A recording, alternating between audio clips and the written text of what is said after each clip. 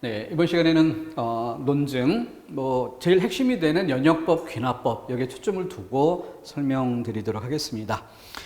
우선 앞쪽에 그 393쪽에 보시면 논증에 들어가기 앞서서 이제 논증의 요소, 논증의 3요소라고 하죠.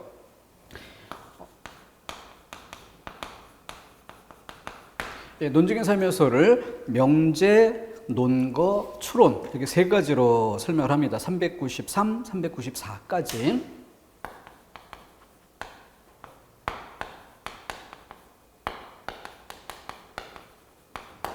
그런데 실제 논증의 양상을 살펴보면은 주장이 있고 주장이 문장 형식으로 서술되겠죠. 그리고 또 근거가 있겠고 그것도 문장 형식으로 서술이 될 겁니다. 그랬을 때 이 둘이 결합되는 양상, 만나는 양상, 이것이 바로 추론인데, 그렇기 때문에 추론이란 말은 이 두 문장의 결합 관계라고 할 때 논거는 여기 해당이 돼요. 근거. 그러다 보니까 자연스럽게 명제는 주장, 여기에 해당되는 것으로 이렇게 나뉘어 설명되기가 쉽죠. 그런데 명제라고 하는 것은 명료하게 문장을 서술하는 방식, 여기 해당됩니다. 그러니까 명료하게 문장이 서술돼야 되는 것이 이 주장 쪽이 먼저 요구되는 요건인 것이죠. 그러니까 그렇게 해도 상관이 없어요. 이 부분이 명제고 이 부분이 논거고 이 둘의 결합 방식이 추론이다. 이렇게 단순히 봐도 돼요. 근데 이제 한 가지 더 붙여본다면은 이 명제라고 하는 문장 서술 방식은 주장 쪽만이 아니라 근거를 제시하는 쪽도 역시 마찬가지일 필요가 있겠죠.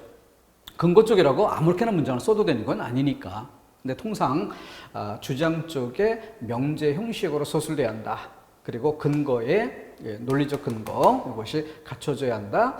둘이 만나는 방식, 연역적이든 귀납적이든 이 결합 방식을 추론이라고 한다. 이렇게 3대 요건을 보시면 되겠습니다. 명제의 요건 393쪽으로 들어가 보면은 명제의 종류에 동그라미 2번 종류에 기역, 디귿, 사실명제, 가치명제, 정책명제 이런 것들이 있어요. 그런데 예전에 고등학교 교과서에 이 내용을 처음 실었을 때도 그 문장 형식이 좀 쉽게 파악되는 것과 조금 어렵게 파악되는 이런 것들이 예문으로 사용된 바 있었는데 특히 정책명제 같은 경우에 쉬운 방법으로는 그 설명에 나온 것처럼 뭐뭐 해야 한다의 형태로 진술된다 이렇게 설명해 놨죠. 그처럼 뭐뭐 해야 한다 이런 형태로 문장의 예시가 주어지기 때문에 정책명제라고 분류하는데 어려움이 없는 이런 것들은 누구든 초보적인 학습 단계만 거쳐도 다 풀 수 있는 문제가 되더라는 거죠. 근데 이 항목에서 좀 수험생들이 어려워했던, 그러니까 국가직보다는 서울시에 출제됐던 이런 예문들 같은 경우가 그러한데 그런 것들은 뭐뭐 해야 한다라는 문체를 사용하지 않았어요. 그럼에도 분류는 정책명제라고 분류되어야 되는 이런 것들이 좀 어렵거든요. 그래서 실제 그 부분을 명확히 하기 위해서 내용을 점검하는 것, 그게 바로 제대로 된 학습이라 할 것입니다. 자, 그렇기 때문에 일단 개념적인 것부터 봅시다. 그럼 사실명제라고 하는 것을 좀 더 쉽게 풀어보면 OX 판단이라고 합시다. 참이다 또는 거짓이다라는 게 명료하게 판단될 수 있는, 구별될 수 있는 이런 문장 쓰기 방법을 사실명제. 그럼 가치명제라고 하는 것은 정도의 차이, 정도의 차이를 진술하는 형식, 이렇게 이해해 주는 게 좋아요. 그리고 정책명제라고 할 때는 그것은 당위 판단. 말이 좀 어려운데 당위라고 하는 건 마땅히 그러해야 하는 것. 마땅히 그러해야 하는 것이니까 실제 그 문장을 서술한 필자는 기대하는 바가 뭐겠어요? 상대방이 그렇게 하기를 기대하겠죠. 그렇기 때문에 우리 그 디귿에 뭐뭐 해야 한다라는 형식으로 끝나는 이런 것들이 일반적입니다. 근데 교과서 예문을 보면은 이런 예문이 있어요. 청소를 하는 것이 청소를 하지 않는 것보다 위생면에서나 일의 능률 면에서 더 낫다. 언뜻 보면 이 문체는 어때요? 바로 이 가치명제에 해당되는 것처럼 이렇게 보일 수가 있어요. A가 B보다 더 낫다. 이렇게 판단하는 그런데 전체적인 문맥을 잘 살펴보면 청소를 하는 것이 안 하는 것보다 하면서 첫 번째 기준, 두 번째 기준, 위생 면에서나, 위생이란 첫 번째 기준, 두 번째 일의 능률 면에서나, 그러면서 앞에 강조점을 두어서 더 낫다. 이 문체에 집필 의도, 이 전체를 고려하게 되면 상대방이 청소하기를 원해서 쓰는 문장이다. A가 B보다 더 낫다라는 정도의 차이를 판정하는, 여기 목적이 있는 게 아니라 청소를 할 것을 기대한다는 것이죠. 당위성을 판단하고 있다. 그게 바로 문체입니다. 이 문체까지 고려했을 때 답이 구별될 수 있는 이런 것들이 어려운 수준의 예문으로 사용됩니다. 대표성을 띠는 예문들이라는 건 항상 위험해요. 대표성을 띈다는 건 뭐예요?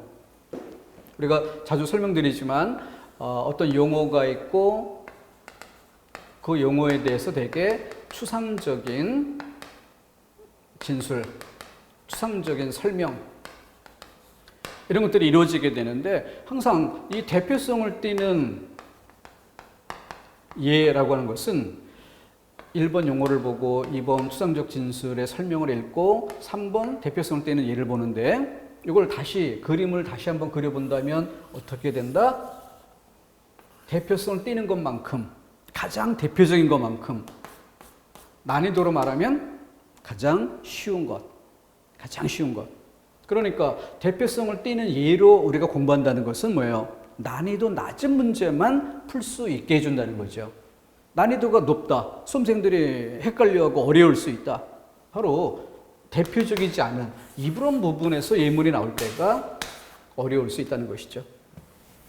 자, 다시 한번 또 설명을 드려봤고, 그래서 사실 판단 OX, 가치 판단 정도의 차이, 그리고 정책 명제, 이거는 당위를 판단하는 것으로 쉬운 예문은 뭐뭐 해야 한다라는 형식으로 끝나지만 그렇지 않더라도 전체 문맥상 당위를 판단하는 것이라면 필자가 그렇게 할 것을 기대하는 이런 문장 쓰기라면 정책 명제로 분류해야 한다. 자, 그래서 좀 논란거리가 될 수 있는 게 니은의 첫 번째 예문, 인간의 존재는 존엄하다. 인간의 존재는 존엄하다. 자, 근데 보통 그 분류를 가치 명제로 분류를 합니다. 이 존엄. 예를 들어서 꽃은 아름답다라고 할 때 그 아름답다 이런 부분들이 뭐 정도의 차이를 진술하는 이런 양상으로 가치 명제에 해당한다. 이렇게 분류할 수 있겠는데 그런 것처럼 존엄하다라는 것도 이런 맥락, 이런 느낌이 들 수가 있어요. 근데 이건 좀 논란거리가 될 수 있습니다. 인간의 존엄이라는 것은 정도의 차이를 말할 수 있는 것인가? 그럼 상황에 따라서 또는 사람에 따라서 좀 더 존엄하고 덜 존엄할 수 있는 문제인가? 좀 그 철학적인 차원으로 넘어갈 수가 있는데 그래서 인간은 존엄하다라는 이 명제는 사실 명제로 봐야 되지 않는가라는 의견도 있는 것입니다. 그런 점은 좀 참고로 알아두시고 그래서 이 문장은 시험 문제 안 내는 게 원칙입니다. 논란거리가 될 수 있으니까. 근데 만약에 나온다면 어떻게 해야 돼요? 그때는 선택지 4개 중에 상대적으로 판정할 수 있도록 해야 됩니다. 만약에 이게 사용된다고 하더라도 시험 문제가 그 사실 명제일까 가치 명제일까 이런 것의 논란거리인데 질문이 정책 명제를 묻고 있다면 일단 논외가 되겠죠.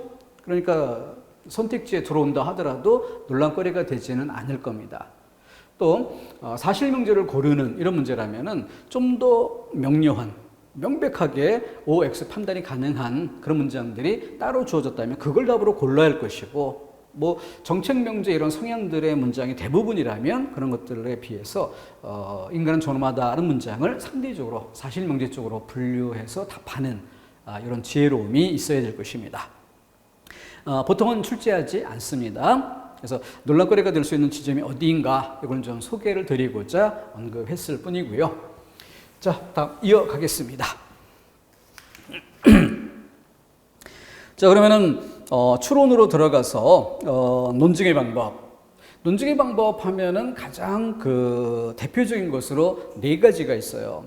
우리가 제일 이렇게 잘 알고 있는 연역법, 귀납법, 연역, 귀납, 그리고 또 유비추리, 유추가 있고요. 그리고 변증법이 있고. 근데 세 번째, 네 번째 것은 뭐 딱히 시험 문제로 중요한 출제거리가 되지는 않습니다. 변증법은 저 끝에 약간 좀 개념적으로 설명드려 보겠지만 주된 설명 포인트, 출제 포인트는 연역법과 귀납법이기 때문에 여기에 초점을 두고 설명을 드리도록 하겠습니다.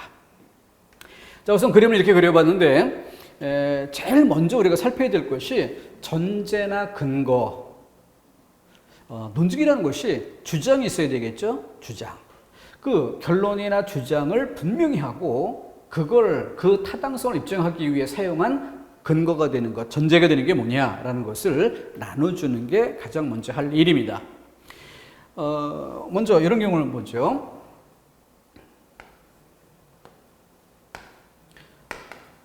자, 모든 사람은 죽는다.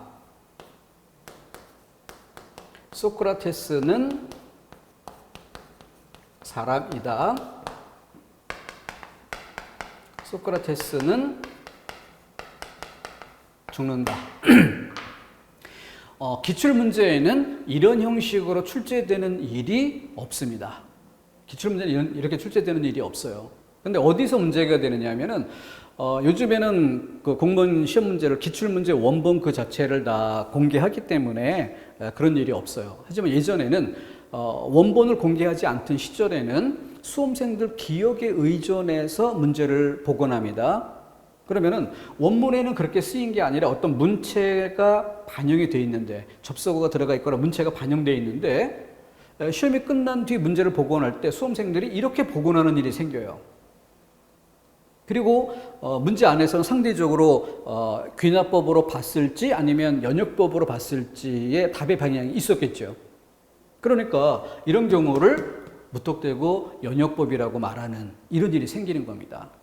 그렇게 잘못된, 충분하지 않게 복원된 이런 예문이 기출문제라고 소개가 되고, 그러다 보니까 그 기출문제를 따서 다시 이론서에 넣고, 이러다 보니까 말도 안 되는 일이 벌어지는 겁니다. 자, 보십시오. 모든 사람은 죽는다. 소크라테스는 사람이다. 대주보조사 은, 대주보조사 는, 대주보조사 는. 죽는다라는 단어가 여기도 죽는다. 어감, 문체 완전히 똑같아요. 접속어도 없고. 그러면은 결론과 주장 1, 2, 3으로 봅시다. 1번 문장이 주장일까요? 3번 문장이 주장일까요? 알 수 없다는 겁니다. 모든 사람이 죽는다는 것을 객관적이며 보편 타당한 사실로 놓고, 전제로 놓고 소크라테스가 죽을 거다라는 걸 주장하는 이런 문장일 수도 있지만, 반대로 소크라테스와 같이 위대한 철학자도 죽었다, 그런 걸 보면 평범한 사람들은 물론이고 누구나 사람이라면 다 죽는 거 아닐까라고 이걸 주장하는 것으로 이해할 수도 있습니다. 이게 주장일지 이게 주장일지 모른다는 건 연역법일지 귀납법일지 알 수 없다는 거죠. 그런데 여기에 접속어를 넣어요. 그러므로. 그럼 이 접속어 때문에 이게 주장임을 알 수 있고, 그때 비로소 연역법이라는 걸 판정할 수 있는 겁니다. 또 접속어가 없더라도 소크라테스, 여기 너는 그냥 쓰고, 소크라테스는 죽을 것이다, 이렇게 쓴다면 미래의 가능성에 대해서 말하는 이런 방식이 되기 때문에 이 문체상 요거는 기존에 확인된 사실, 이거는 가능성에 대한 주장, 이렇게 나눌 수 있게 되고, 그때 비로소 연역법임을 알 수 있게 되는 거죠. 자, 그래서 논증의 세부 양상을 보기 전에 먼저 접속어나 문체 이런 것들이 왜 중요한 것인가 하는 것을 꼭 알고 들어가야 됩니다. 이런 대전제를 고려하지 않은 그런 상태에서 여러 가지 상투적인 예문을 보다 보면 중고등학교 때 했던 뻔한 그 내용을 가지고 반복하면서 알고 있다고 착각하는 이런 일이 벌어질 수 있어요. 제가 강의하면서 만났던 수험생들 중에 아주 재밌는 경우가 있었는데, 이 부분을 설명을 한 뒤에 칠판에다가 예문 연습이라고 해서 몇 가지를 쭉 적었어요. 근데 그 중에 한 문제를 한 학생이 틀린 겁니다. 근데 이 친구가 쉬는 시간에 찾아왔어요. 자기는 고등학교 때도 이 논증 부분에서 단 한 번도 틀린 적이 없고 공무원 시험 준비하는 과정에서도 단 한 번도 틀린 적이 없었다. 그리고 제가 칠판에서 제시했던 예문들 중에 앞에 있는 예문들도 다 맞췄었고, 근데 이 예문 하나만큼은 틀렸는데 자기가 잘못하고 있는 부분이 어디인지 도무지 알 수가 없다. 이렇게 질문을 온 거예요. 그러니까 본질적인 요소를 제대로 공부한 게 아니었어요. 그런데도 우연하게 조금 전에서 얘기했던 그런 문체나 이런 것들의 차이 없이 다 문제를 맞춰왔던 거죠. 근데 그런 본질적 요소를 반영하면서 상투적으로 써왔던 예문을 조금 더 변형한 방식으로 예문이 사용되니까 어김없이 함정에 걸리는 이런 일이 벌어지는 거죠. 그래서 기본을 철저히 할 필요가 있는 겁니다. 제일 먼저 결론 주장을 찾아야 돼요. 근데 그거는 접속어에 의할 수도 있지만 어려운 문제일수록 접속어를 안 줍니다. 그러니까 문체를 통해서 정말 결론인지 주장인지 이걸 분명히 하는 일이 최우선돼야 한다. 꼭 잊지 않도록 하시기 바랍니다. 자, 그런 상태에서 나머지와 어떤 관계인지를 따져보는 것이 귀납, 연역의 차이점입니다. 자, 그럼 귀납법이란 뭐냐? 주장 쪽이 크고 근거가 작다라고 했어요. 그러니까 이걸 이렇게 그려보죠. 근거 쪽에 작은 것들을 작은 동그라미로 표시를 여러 개 해보겠습니다. 그러면은 이 작은 것들에 대해서 근거가 됐으니까 근거가 되려면 어때요? 확인된 사실이어야 합니다. 확인된 사실. 이걸 통해서 주장은 이 확인된 사실을 당연히 포함하죠. 그러면서 이 전체에 대해 주장하는 게 귀납의 특징이에요. 문장 순서는 뒤집어질 수도 있는 겁니다. 연역법은 어떤 특징이 있느냐? 근거가 크고, 그러니까 이 전체가 확인된 사실, 빗금으로 표시를 해볼게요. 확인된 사실. 근데 주장은 그 속에 들어있는 작은 것. 자, 그림 잘 보세요. 귀납법은 어때요? 빗금친 부분이 확인된 사실입니다. 그리고 주장은 그것을 포함하는 이 전체에 대해 주장하는 거예요. 연역법은 이 전체가 확인된 사실이야. 그러면서 주장은 그 중에 일부분, 그 속에 들어있는 일부분, 이것에 대해서 주장하는 것이다. 자, 그렇기 때문에 연역법과 귀납법은 근본적인 차이점을 갖게 되는데 그게 뭐냐? 바로 이렇게 귀납법은 확인되지 않는 것에 대해서도 주장하는, 그래서 예외의 가능성이 있고 오류의 가능성이 있는 가능성을 주장하는 것이다. 이게 귀납법의 특징입니다. 여기 그림 보세요. 이 작은 동그라미가 확인된 사실이라고 쳐요. 근데 주장은 이 네모 전체에 대해 주장하잖아. 그럼 그 사이에 여기 빈 공간이 있잖아요. 빈 공간은 확인된 사실이 아닌 겁니다. 그것까지도 묶어서 주장하는 게 귀납이 되는 거야. 그러니까 귀납은 이렇게 예외의 가능성이 생기고 확인되지 않은 부분에서 예외의 가능성이 생기는 거고 또 오류의 가능성도 있는 거죠. 그럼 귀납법을 논증의 방법으로 쓸 때 오류의 가능성을 줄이려면 어떻게 해야 돼요? 이 확인된 사실의 양을 최대한 늘려줘야죠.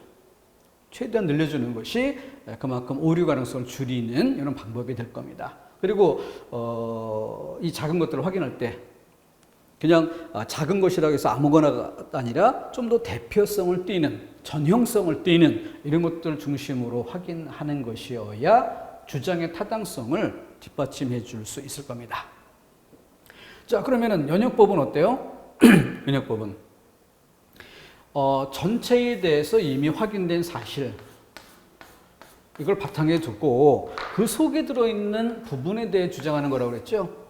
그렇기 때문에 포함관계, 이미 확인된 사실, 그리고 내가 주장하는 것, 이것이 포함관계에 있다는 것만 입증해내면 100% 참이 보장되는 논증입니다. 모든 사람이 죽는다, 이게 이미 확인된 사실이라면 소크라테스도 죽을 것이다 라고 얘기할 때 그 소크라테스가 앞에 말한 모든 사람 안에 속한다, 이것만 확인되면 100% 참이 보장되는 거죠. 그런데 모든 사람은 죽는다. 소크라테스는 죽을 것이다. 이렇게 말하면 이 소크라테스가 뭐냐? 앞에서 말한 모든 사람, 입증된 확인된 사실, 이거하고 무슨 관계냐? 알 수 없게 되면 논쟁이 될 수 없는 거죠. 예를 들어 이게 소크라테스라면 넌 죽을 거야. 왠지 아니? 모든 사람은 죽으니까. 이게 이유가 될 수 없죠. 그래서 중간에 뭐가 필요해요? 여기서 이야기한 이 소크라테스가 앞에서 얘기했던 사람, 그 안에 포함된다. 요걸 넣어줘야 비로소 논증이 성립되는 것이고, 그래서 연역법, 3단 논법이라 부르는 것입니다. 귀납법도 기본적으로 3단 논법이에요. 직접 추리가 아니라 간접 추리라고 하는 것이고, 그런데 귀납법의 경우에는 그다지 이런 거 3단 논법임을 강조하지 않지만 연역법에는 이 포함 관계를 입증해내는 것이 키포인트이기 때문에 연역법을 달리 3단 논법이라고도 부르는 것입니다. 그만큼 이 연결고리가 중요하기 때문인 것이에요. 자, 그건 좀 이따 다시 보충하기로 하고, 다시. 그래서 이 전체가 이미 확인된 사실입니다. 그래서 내가 주장할 것이 이미 확인된 사실 안에 포함되어 있다. 이것만 입증되면 100% 참이 보장되는 논증 형식이다. 이렇게 해서 귀납과 연역을 구별 지어야 되겠습니다. 자, 그런 상태에서 좀 더 이 연역법의 논증 형식을 꼼꼼히 살펴보기로 하죠. 정원 3단 논법의 표준 구조라고 했습니다.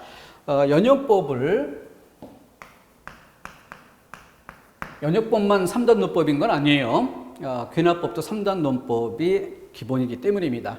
그런데도 더 중요성이 강조되기 때문에 3단 논법이라는 용어를 연역법 쪽에 더 많이 써주는 것은 빈도수가 높을 뿐이고요. 그런데 그것을 다시 종류를 나누게 되면은 정언 3단 논법, 가언 3단 논법, 그리고 선언 3단 논법, 이렇게 세 가지로 나누게 되는데, 정언이라는 것은 좀 쉬운 말로 그 3단 논법에 사용되는 문장 형식이 단정적인 문장 형식이다. 이렇게 이해해 주시면 되고요. 무엇은 무엇이다. 이런 대부분의 문장을 얘기합니다. 가언 3단 논법이라는 것은 가정명제야. 그러니까 만약 뭐뭐라면 이런 형식을 떼는 거죠. 만약 뭐뭐라면. 가정. 그리고 선언 3단 논법이라고 하는 것은 선택명제입니다. 선택명제이니까 A이거나 B 둘 중에 하나다. A, B, C 셋 중에 하나다. A, B, C, D 넷 중에 하나다. 이렇게 그 중에 하나를 선택하게 하는 이런 문장 형식일 때를 선언논법이라고 합니다. 그러니까 선언논법의 경우에는 이 기준만 명확하다면 공부를 딱히 하지 않아도 상식적 판단이 가능한 그런 영역이라서 시험 문제에서는 거의 사용이 안 됩니다. 뻔하니까. 분류의 기준만 정확히 잡아내면 되는 것이에요. 그래서 정언논법을 기본에 두고 가언논법에서 약간 점검해둘 규칙이 있다. 이 정도만 챙기면 될 것입니다. 다시 들어가겠습니다. 자, 대전제로 모든 사람은 죽는다. 확인된 사실. 그리고 거기에 기대서 소전제, 철수는 사람이다. 이미 입증됐던 사람, 이걸 판단의 기준으로 해서 새로운 대상, 철수를 포함관계를 밝혀주는 거예요. 그렇게 했으므로 결론에 도달해서 그러므로 철수도 반드시 죽을 것이다. 자, 이 마지막 문장에서 그러므로란 접속어에도 주목하고요. 철수도 이런 보조사 반드시 죽을 것이다. 문체 이런 것들을 잘 따져서 주장을 주장답게 하는 이런 문체들을 잘 점검해 두도록 해야 되겠습니다. 난이도를 높여갈수록 접속어가 빠질 거예요. 그리고 요 문체도 약하게 만들 수 있을 겁니다. 그러다 보면은 동일 보조사 도 하나만이 유일하게 판단할 수 있는 근거가 되거나 이렇게 사용된다는 거죠. 이런 걸 잘 챙기도록 해야 되겠다. 자, 다시 한번 그리면 이렇게 연역법을 논증하는 데는 개념의 개수가 3개가 필요한 거예요. 3개. 그래서 이것을 대개념이라고 합니다. 대개념, 이것을 소개념이라고 하고요. 그래서 중간에 있는 이것을 매개념이라고도 하고 중개념이라고도 해요. 대, 중, 소 이렇게 이해할 수 있고, 대개념과 소개념을 연결한다라고 해서 매개념이라고도 부르는 것입니다. 그러니까 정원 3단 논법의 구조는 동그라미 3개짜리의 범위가 어디까지인지는 알 수 없지만, 무한대 영역일지도 모르겠지만, 아무튼 그거 안에 확실한 건 뭐예요? 동그라미 2개짜리는 3개짜리보다 작다. 3개짜리 안에 2개짜리는 포함되는 것이다. 이 포함 관계만 입증하면 되는 겁니다. 다음, 이미 확인된 동그라미 2개를 근거로 해서 다시 동그라미 하나짜리가 그 속에 포함되는 것임을 밝혀줍니다. 그러면 중간항을 소거하고, 그래서 동그라미 하나짜리는 당연히 이 동그라미 3개짜리 안에 포함되는 것이다. 이렇게 입증해가는 과정을 연역법이라고 하는 것이에요. 포함관계를 밝히는 것이 포인트입니다. 동그라미 3개 안에 2개가, 그 2개 안에 하나가 이렇게 포함됨으로써 하나는 3개 안에 포함되는 것은 100% 참이다. 이렇게 논증된다는 거죠. 그렇게 해서 3단 논법, 정언 3단 논법이 만들어집니다. 여기서 여러분들이 주의할 것은 변형했을 때, 예를 들어 모든 사람은 죽는다. 그러므로 이렇게 들어가면 이 접속어 때문에 여기가 주장임을 알 수 있게 되는 거죠. 철수도 죽은 것이다. 이렇게 말했을 때 철수도, 이 동일보조사 도, 이것 때문에 대전제와 결론 그 사이의 관계를 알 수 있는 것으로 철수는 사람에 포함된다는 문장이 없는 게 아니라 생략한 것이다. 동일보조사에 기대어 생략할 수 있다. 알 수 있기 때문에 생략한 것이다. 이렇게 보는 것이죠. 그걸 생략 3단 논법이라고 합니다.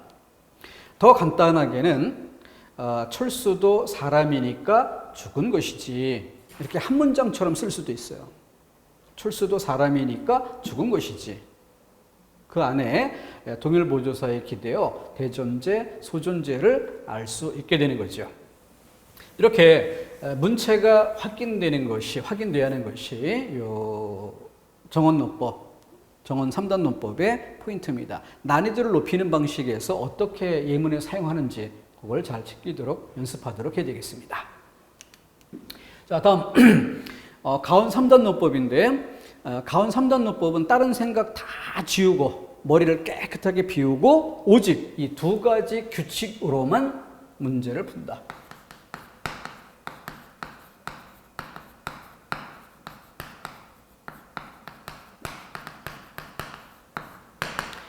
이걸 강조하기 위해서 그 예문을 숫자 형태로 제시를 해드릴 거예요.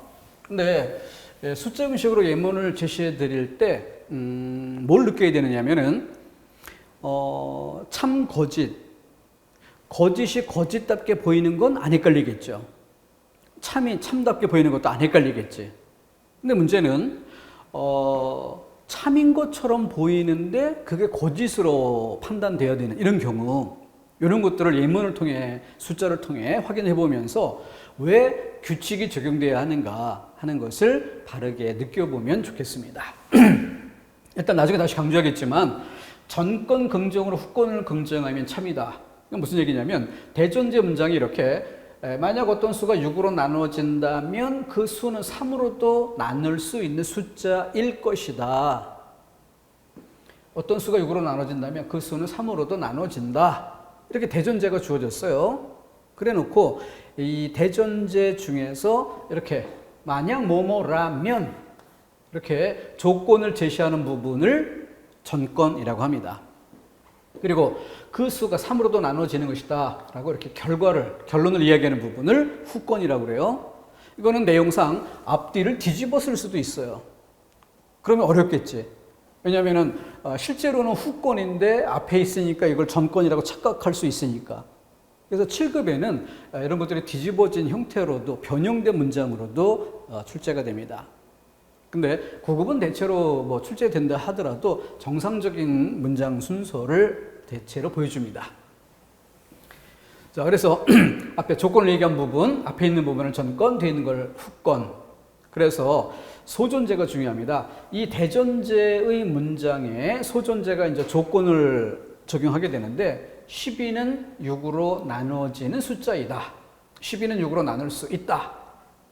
바로 이렇게 어떤 수가 6으로 나눠진다면 이라고 했는데 6으로 나눠지는 거를 얘기하니까 이 두 개 문장 중에서 앞에 부분을 얘기한 거죠. 그래서 이거를 전건이라고 한 겁니다. 근데 전건에 대해서 6으로 나눠진다면 6으로 나눌 수 있다. 그 방향이 어때요? 같은 방향이잖아. 이것을 전건 긍정이라고 하는 거예요.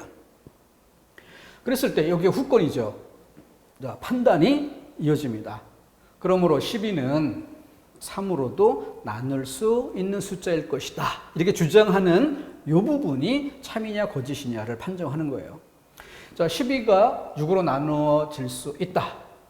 그렇기 때문에 12는 3으로도 나눌 수 있다는 주장은 참. 근데 12는 6으로 나눠지니까 12가 3으로 나눠지니까 이것만 따져서는 안 된다는 거죠. 그 질서를 봐야 되는 겁니다. 자, 그래서 바꿔볼게요. 중간에 9는 6으로 나눌 수 없다. 9는 6으로 나눌 수 없다. 그러므로 9는 3으로도 나눠지지 않을 것이다. 그럼 9가 3으로 나눠지는데 왜 나눠지지 않는다고 하느냐? 이건 거짓이다. 이렇게 보입니다. 거짓이 거짓답게 보이는 거예요. 그런데 이런 경우를 보세요. 10은 6으로 나눠지지 않는다. 10은 6으로 나눠지지 않는다. 그러므로 10은 3으로도 나눌 수 없을 것이다. 이때 10이 3으로 나눠지지 않는다는 것만 생각하고 이것이 참이다. 이렇게 착각하면 안 된다는 거죠. 10은 3으로 나눌 수 없다? 이게 거짓이야. 왜 거짓이냐면 여기만 내용으로 보는 게 아니라 10을 6으로 나눌 수 없다는 이유로 6으로 나눠지지 않는다는 것을 근거로 3으로도 나눌 수 없다고 주장하는 이 연결고리에 문제가 있다는 것을 지적하는 겁니다. 근데 자꾸 수험생들이 맨 끝에 이 내용만 보고 10이 3으로 나눠지지 않는 거 맞잖아. 그러니까 이건 참이잖아. 이렇게 착각할 수 있다는 거죠. 그래서 내용을 보고 판단하려고 하지 말고 규칙을 보라. 그럼 규칙에 대입하면 뭐가 되는 거예요? 6으로 나눠지든 말든 6을 이야기하는 것 자체가 뭐야? 전권을 먼저 건드린 거죠.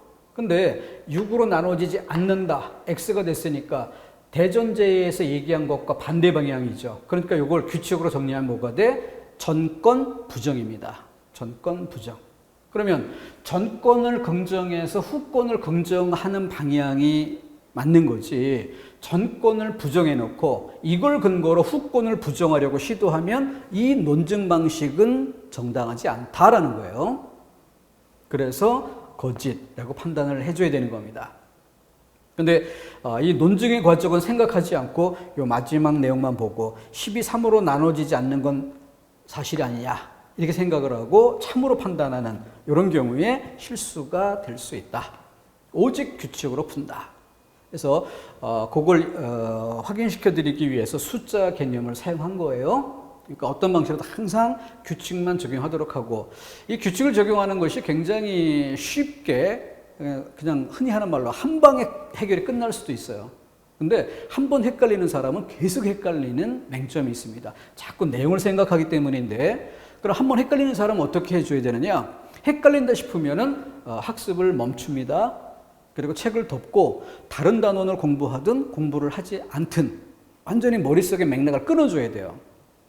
그리고 다시 이 부분의 학습에 들어올 때는 모든 생각을 싹 지운 상태에서 오직 규칙으로만 푼다. 공식대로만 푼다. 이걸 분명히 선언하고 기계적인 동작으로 전권을 먼저 말했나 후권을 먼저 말했나. 대전제를 놓고 소존제 부분이 전권을 먼저 말하면 전권을 긍정하는 방향이 됐는지 전권을 부정하는 방향으로 출발했는지 그에 따라 결과 후권을 긍정했는지 후권을 부정했는지 이 규칙을 그대로 기계적으로 대입하는 거예요. 그렇게 해서 판단해야만 실수를 막을 수 있습니다. 근데 자꾸 내용을 판단하는 게 문제라는 거죠. 하나의 예만 들어볼게요.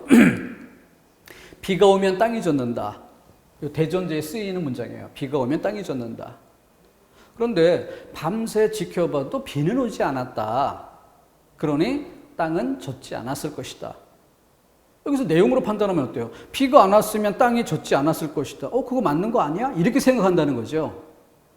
근데 그런 경우에 답을 틀릴 수 있다는 거야. 그럼 규칙으로 들어가면 어떻게 돼요? 비가 오면 땅이 젖는다. 그럼 비가 온다, 안 온다? 비가 오면 비를 얘기한 것이 전권. 그 다음 비가 오면이라고 했으니까 오다, 오는 방향이 긍정의 방향이 되는 거죠. 그런 상태에서 두 번째 문장 소존재로 봅니다. 그랬더니 밤새 지켜봐도 비는 오지 않았다. 이 두 번째 소존재 부분이 비를 얘기하고 있으니까 전권을 먼저 말한 것이죠. 전권이라고 규칙을 써줍니다. 근데 대전제에서 뭐였어? 비가 오면, 비가 내리면. 근데 소존재 문장에 밤새 지켜봐도 비는 오지 않았다. 반대 방향이죠. 비가 오다를 말한 대전제와 달리 비가 오지 않았다를 얘기했죠. 그러니까 뭐야? 규칙을 적용하면 전권 부정이 되는 거죠. 전권 부정. 그래서 땅은 젖지 않았을 것이다. 이 추측은 잘못된 추측이다. 비가 안 왔으니까 땅이 젖지 않은 거 당연한 거 아니냐 이렇게 생각할 게 아니라 뭐예요? 전권 부정으로 후권 부정을 시도했으니까 잘못이다. 이렇게 규칙으로 판단해야 한다는 거죠. 그럼 실제로는 왜 그게 잘못됐다는 거야? 비가 아니어도 누군가가 세차를 했거나 화단에 물을 주었거나 또 다른 이유로 해서 땅이 젖을 수 있는 변수는 있다는 것이죠. 그런 점을 고려하지 않았기 때문에 오류다라고 지적하는 것입니다. 그래서 내용을 판단하지 말고 규칙대로만 풀어가자라는 것 강조드립니다. 이거 한번 익히는 거는 아주 쉽게 끝낼 수 있어요. 숫자 개념이 명료하게 이해할 수 있도록 도와줄 수 있습니다. 자, 이 그림은 뭐 중요하진 않아요. 이거는 왜 그런가라고 하는 것을 숫자 개념으로 해서 작은 동그라미 안에 6으로 나눠지는 숫자들, 큰 동그라미 안에 3으로 나눠지는 숫자들. 근데 작은 동그라미 안에 속하지 않는다고 해서 큰 동그라미 안에도 속하지 않는다는 주장은 올바르지 않다. 왜냐하면 큰 동그라미 안에 속할 수도 있지만 큰 동그라미 밖에도 속하는 게 있어요. 그 확률이 50대 50의 확률입니다. 그러니까 이 큰 동그라미 안에 속하는 9나 15 이런 것들을 예문으로 사용하면 거짓이 거짓답게 보이니까 수험생들이 안 헷갈리는데 큰 동그라미 밖에 있는 숫자를 예문으로 사용하면 실제 거짓인데도 불구하고 참인 것처럼 잘못 생각할 수 있다. 이런 이유를 그림으로 설명드리고자 한번 보조적으로 써본 거니까 크게 신경 쓰지 않아도 되고 앞에 규칙을 적용하는 것이 익숙한 이런 사람들은 이런 내용 아예 볼 필요가 없습니다. 여기도 반대의 경우 마찬가지예요. 후권 부정으로 전권 부정이 참이고 후권을 긍정하는 것은 옳지 않다. 왜냐하면 후권 긍정이라는 건 큰 동그라미 안에 포함된다. 이걸 입증했다고 해서 그것이 곧 작은 동그라미 안에 포함된다는 걸 보장할 수는 없다는 거죠. 그 이유를 숫자로 그려 보였을 뿐입니다. 규칙대로만 이해하십시오. 자, 그렇게 정원 3단 논법과 가원 3단 논법, 가원 3단 논법을 이제 이렇게 정원 논법처럼 다시 한번 문장을 정리를 해본 겁니다.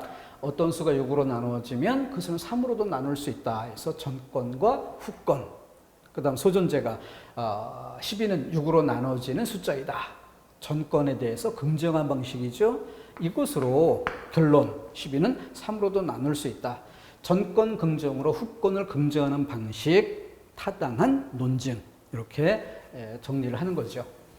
연역법과 달리 그 문장 형식이 어떻게 다른가 이런 점을 보여주기 위해서 또 조금 난이도 면에서도 쉽게 출제할수록 만약 뭐뭐라면 이 용어들이 노출돼요. 이 용어가 노출되어 있기 때문에 재빨리 수험생들이 이거 가온논법이구나. 가온논법의 규칙을 적용해야 되겠구나 라고 알고 들어갈 수 있어요. 근데 1번에 정원 3단 논법의 연역법을 주고요. 2번에 가서 만약이라는 글자 없이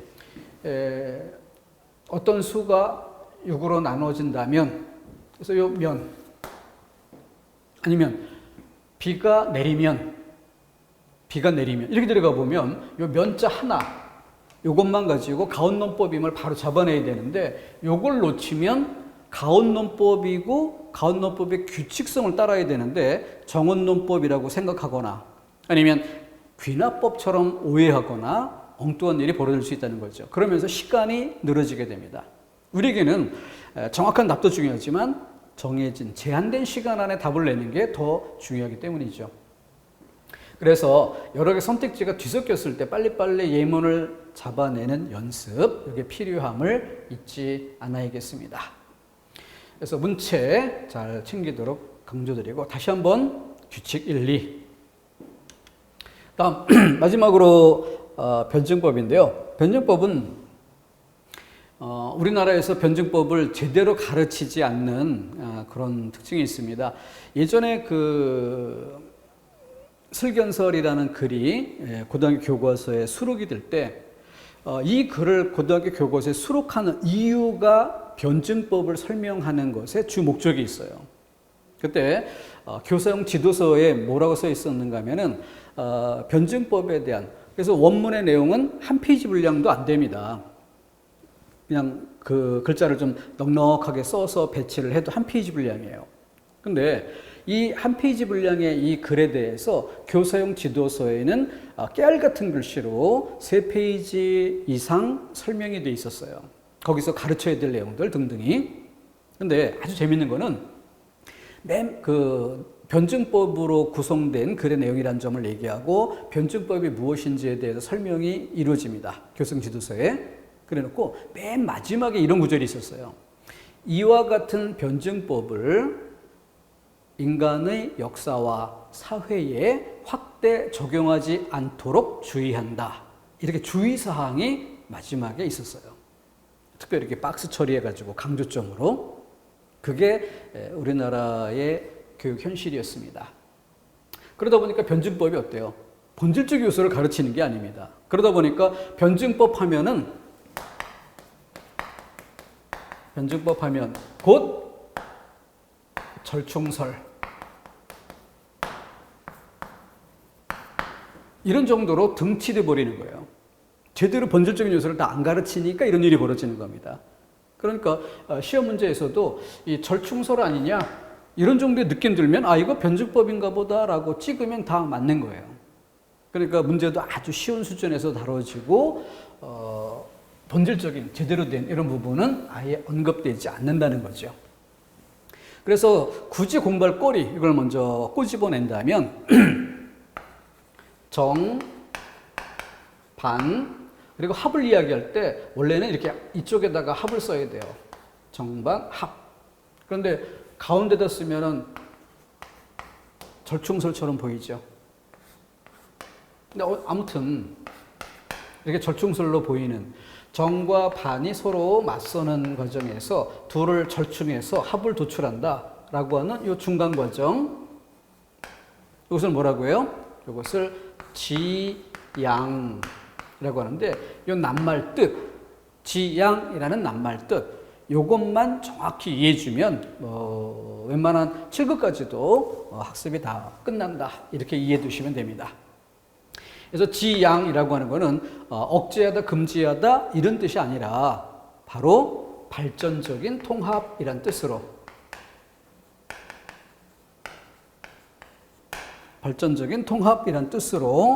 이렇게 정리를 해주면 될 거예요. 그래서 지양 제일 좋은 예로 이론서의 자세한 설명과 문제집의 풍부한 예문을 지양하는 학습 방법이 중요하다. 이렇게 이론서와 문제집을 통합하는 학습 이런 정도의 뜻으로 이론서와 문제집을 지양하는 학습 방법이 중요하다. 이런 문맥에 이 용어를 쓰는 것이 중요합니다. 여기 그림은 좀 흐릿해서 잘 보이지 않게 되어 있는데 뭘 설명드리고자 했는가 의도만 좀 간단히 말씀드리면 정이라는 것이 기존의 것인데 그것에 반대되는 모순되는 새 것이 등장해요. 그러니까 이 새 것은 기존의 것을 부정하죠. 그러면서 새 것이 등장하는데 이 둘이 어떻게 된다고요? 지양. 지양돼서 뭐가 합이 이루어지는 거예요. 그러니까 이 합을 다르게 설명한다면 발전된 새 것. 다시 정은 기존의 것, 낡은 것. 반은 기존의 것을 부정하는 새 것. 그래서 이 둘이 통합되는 과정에서 지양된다는 것, 발전된 새 것으로 통합된다는 것. 그 발전된 새 것이기 때문에 양자의 절충이 아니라 새 것 중심으로 통합이 되는 것이죠. 그런데 이 발전된 새 것이 곧 동시에 뭐가 된다? 정이 된다. 그것은 무슨 얘기예요? 낡은 것이 된다는 얘기죠. 이 사이에 뭐가 있어? 시간의 흐름이 있습니다. 시간이 흐르면. 그래서 이 정을 부정하는 또 다른 반이 등장하고 이 반을 중심으로 해서 새로운 발전된 통합이 이루어지고, 그래서 발전된 새 것이었는데 또 시간이 흐르면 어느샌가 이것은 정이 되어버리는 거죠. 그래서 음악에서도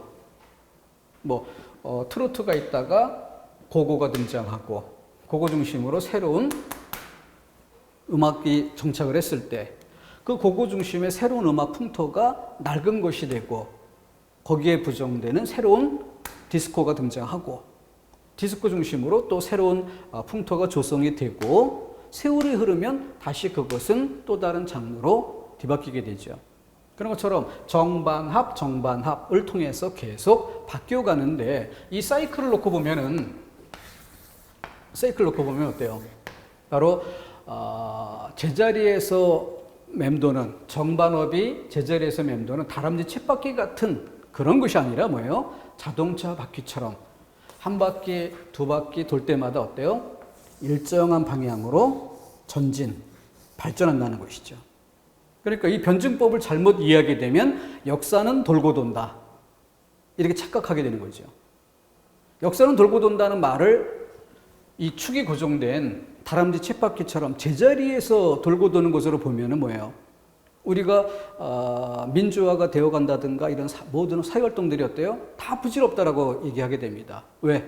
독재자 하나가 나타나서 싹 모든 기존에 발전된 걸 무시를 해버리고 독재 정치를 펼쳐버리면 과거로 회귀되는 거 아니냐. 이렇게 제자리에서 맴도는 것으로 세계를 인식할 때. 근데 그게 아니라 한 바퀴, 두 바퀴, 자동차 바퀴처럼 앞으로 이렇게 발전해 간다는 것을 믿어야 올바르게 변증법을 이해하는 것이죠.